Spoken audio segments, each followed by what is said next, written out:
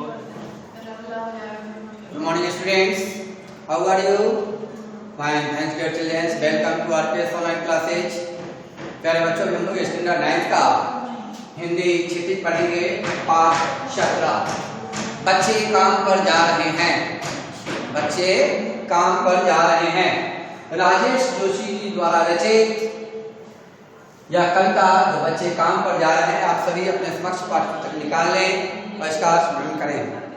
प्यारे बच्चों, सबसे पहले हम लोग कवि परिचय पर चलेंगे कि राजेश जोशी जी का यानी श्री राजेश जोशी जी का जन्म मध्य प्रदेश के नरसिंहगढ़ में सन 1946 यानी 1946 ईस्वी में हुआ था।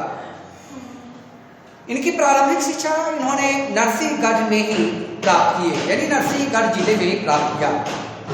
पढ़ाई पूर्ण होने के पश्चात इन्होंने पत्रकारिता की ओर अपने कदम बढ़ा दिए। जब इनकी पढ़ाई समाप्त हो गई तो इन्होंने यानी राजेश जोशी जी ने पत्रकारिता की ओर कदम बढ़ा लिए। इन्होंने कुछ वर्षों तक अध्यापक के रूप में भी कार्य किया, अध्यापन कार्य में भी जुड़े रहे। इनकी कविताओं के अनुवाद अनेक भारतीय भाषाओं के साथ साथ हिंदी, अंग्रेजी, रूसी और जर्मन इत्यादि भाषाओं में भी प्रकाशित की गई है। इन्होंने साहित्य अकादमी पुरस्कार से भी इन्हें सम्मानित किया गया है।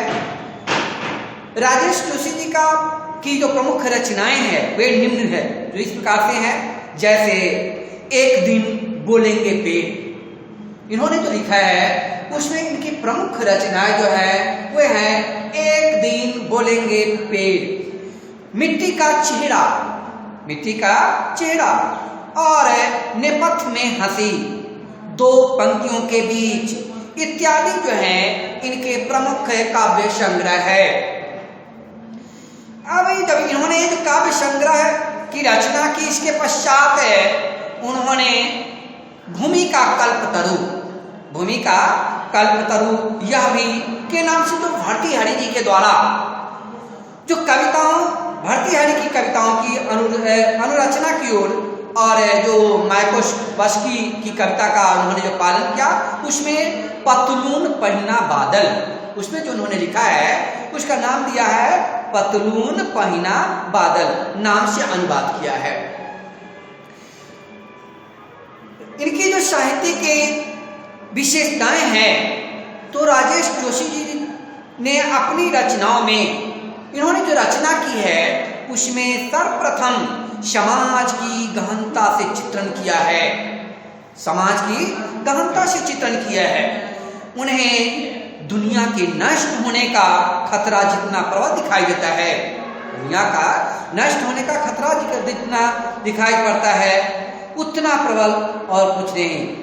वे उतने ही वे जीवन को बचाने के उपाय खोजने के लिए व्याकुल दिखाई पड़ते हैं। यानी राजेश जोशी जी के द्वारा जितना दुनिया के नष्ट होने का खतरा जितना प्रबल दिखाई देता है उतने ही वे जीवन को बचाने के उपाय खोजने के लिए व्याकुल दिखाई देते हैं।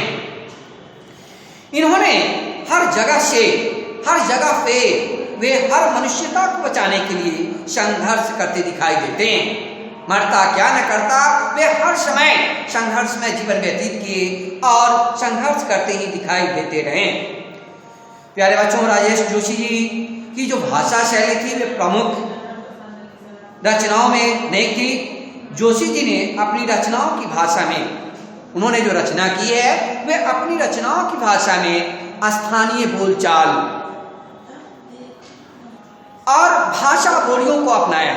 अपने स्थानीय तौर तरीके पे जो बातचीत की जाती है, बोलचाल होती है, उन बोलचाल की भाषा और बोलियों को अपनाया है। उनके द्वारा जो प्रयुक्त प्रत्येक शब्द है, जो भी शब्दों का उन्होंने प्रयोग किया है, यानी राजेश जोशी जी जो भी शब्दों का प्रयोग किया है वे अपनी शब्द, अपनी सार्थकता और भावाभिव्यक्ति को प्रकट करने में सक्षम है, अपने भाव विभोर को प्रकट करने में सक्षम है, यानी भावाभिव्यक्ति को प्रकट करने में सक्षम है। राजेश जी द्वारा जो छंद मुक्त होते हुए भी उनके काव्य में उन्होंने जो भी लिखा है, उनके लिखी हुई कवितावली में, काव्य में लयात्मकता का गुण विद्यमान है। वे उन्होंने जो भी काव्य संग्रह किया है, कविता को लिखा, उसमें लय के द्वारा परिणत किए हैं, लतायात्मकता का गुण विद्यमान किया है। इसमें तद्भाव तत्सम शब्दों के साथ साथ उर्दू फारसी के शब्दों को भी उन्होंने सफलतापूर्वक प्रयोग किया है। जो उन्होंने प्रमुख रचनाएं दी हैं, रचना की हैं, उन रचनाओं के द्वारा, जैसे उन्होंने दिया कि हिंदी एक दिन बोलेंगे पेड़।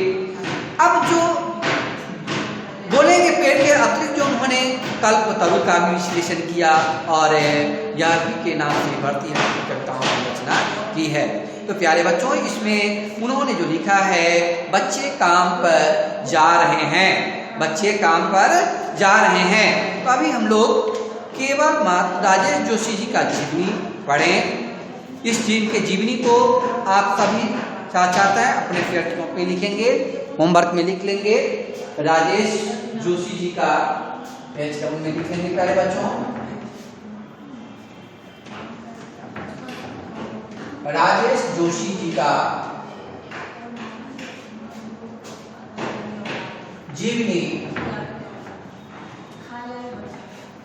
अपने शब्दों में लिखें।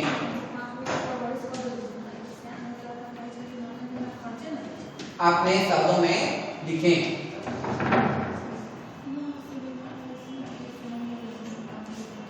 अगले दिन हम लोग पढ़ेंगे बच्चे काम पर जा रहे हैं। ठीक है, इसे आप अपने शब्दों में याद करेंगे। थैंक यू प्यारे बच्चों, बाय।